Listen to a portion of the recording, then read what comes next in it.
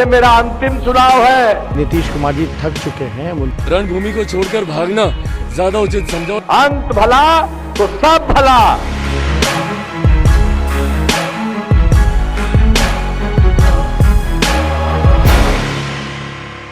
नमस्कार, जनसत्ता में आपका स्वागत है। मैं हूं डॉक्टर दिग्विजय सिंह और लेकर आया हूं आपके पास इस वक्त तक बिहार चुनाव से जुड़ी हर बड़ी खबर, हर बड़ा अपडेट। तो जी हां, इस समय 3 बजे चुनाव आयोग ने एक ब्रीफिंग दी और बताया कि दोपहर 3 बजे तक 1,69,00,000 वोटों की गिनती हो चुकी थी, जबकि 2,47,00,000 वोटों की गिनती होनी बाकी थी दोपहर 3 बजे तक। यानी कि कुल जो 4,10,00,000 वोट पड़े थे उनमें से एक बड़ा अंतर ऐसा है, बड़ा वोट ऐसा है जिनकी गिनती अभी नहीं हुई है।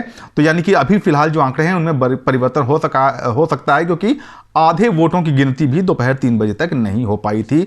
देर रात तक नतीजे निकलेंगे, अंतिम परिणाम काफ़ी देरी होगी, ये बात तो चुनाव आयोग बार बार तय कर चुका है। लेकिन फिलहाल जो फिगर्स हैं उनकी हम बात कर लें।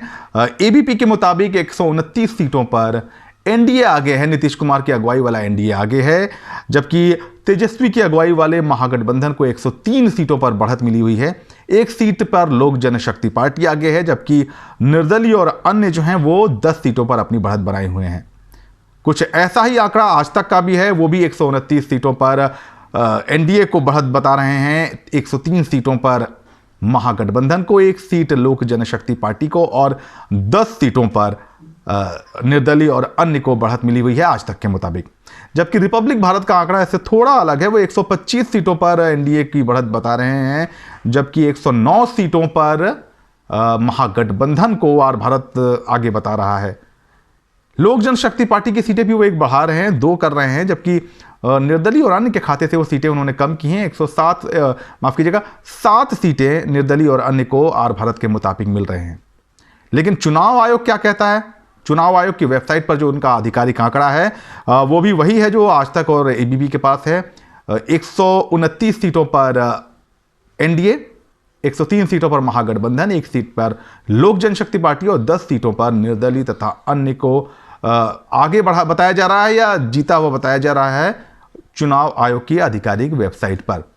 इस बीच जेडीयू के कार्यालय में पटाखे फोड़े जा रहे हैं, जश्न मनाना शुरू किया जा चुका है, लेकिन आरजेडी को अभी भी अपनी जीत का भरोसा है। आरजेडी ने ट्वीट किया है, जीत का दावा किया है और अपने सभी उम्मीदवारों को यह हिदायत दी है कि वो अंत समय तक काउंटिंग सेंटर में बने रहें और अपना जीत का सर्टिफिकेट लिए बिना किसी भी हाल में काउंटिंग सेंटर ना छोड़ें। वहीं जो और दल हैं, उदित राज ने ईवीएम पर इल्ज़ाम लगा दिया है, ईवीएम में धांधली का आरोप लगा दिया है। प्रिया चौधरी ने भी ईवीएम पर इल्ज़ाम लगा दिए हैं। तो ईवीएम को जो कल्प्रिट के तौर पे पेश करना है वो भी दौर शुरू हो चुका है, लेकिन अभी फिलहाल चूंकि आरजेडी जीत का दावा अभी तक कर रही है, इसलिए उसने अभी तक ईवीएम पर कोई उंगली नहीं उठाई है। और यहाँ पे 1-2 बातें समझने वाली है। एक तो कांग्रेस की स्थिति 2015 से ज़्यादा खराब हुई है अभी तक के जो रुझान हैं उनके मुताबिक, और भारतीय जनता पार्टी मजबूत हुई है। गठबंधन के अंदर उनकी 73 सीटें हैं, जबकि 49 सीटें जेडीयू की है। तो जेडीयू कहीं ना कहीं छोटे भाई की भूमिका में आ गई है, और ये कह सकते हैं कि जो लोक जनशक्ति पार्टी का जो फैक्टर था उसने कहीं ना कहीं जेडीयू को कमज़ोर किया है। जेडीयू 2nd नंबर की पार्टी बन गई है।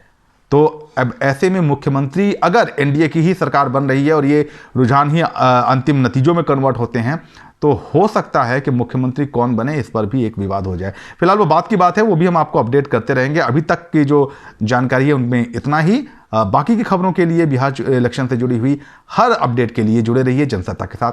नमस्कार।